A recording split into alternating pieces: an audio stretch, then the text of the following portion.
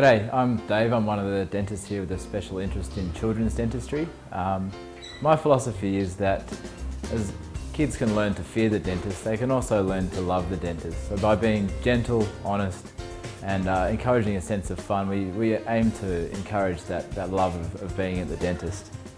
So by the time your kids reach school age, we hope to have introduced them to all the sights and the smells and the sounds that I talked about before.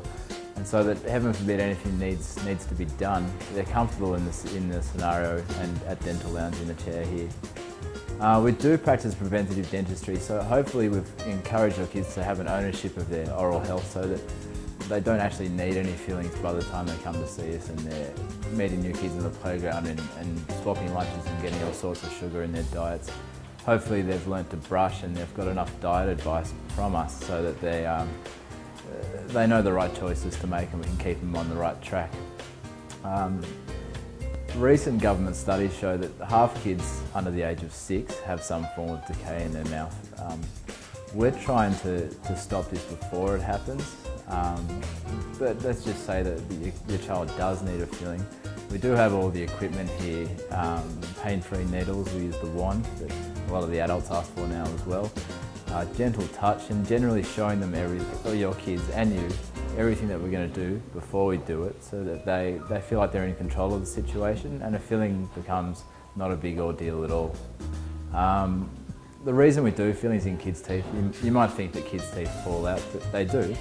But they're really important in keeping the space for the adult teeth, and the bacteria that causes it, the germs on their teeth that cause that decay in kids' teeth, can also stick around once the baby teeth have fallen out and can increase the risk of decay in the adult teeth. So onto that issue of spacing, I talked about how you can lose teeth and then lose the space, and then you risk running into orthodontic problems later. We're pretty good at detecting when a kid needs to see an orthodontist here. We're not really affiliated with any one particular orthodontist, so we choose the right orthodontist for the right case. And we pick up things ahead of time with our x-rays and just by looking and seeing what your experiences have been with your spacing in the past as parents. So we try to negate the need for braces if we can, or try and jump on wearing a plate or something like that if we can do it ahead of time so we don't run into the need for surgery later. And that's about the gist of it here. As I said, we try and encourage a love of being at the dentist. We want your kids to have fun here, and we practice preventative dentistry, so we're trying to get the kids to take ownership of their dental health, and we'll encourage them to brush and to eat right.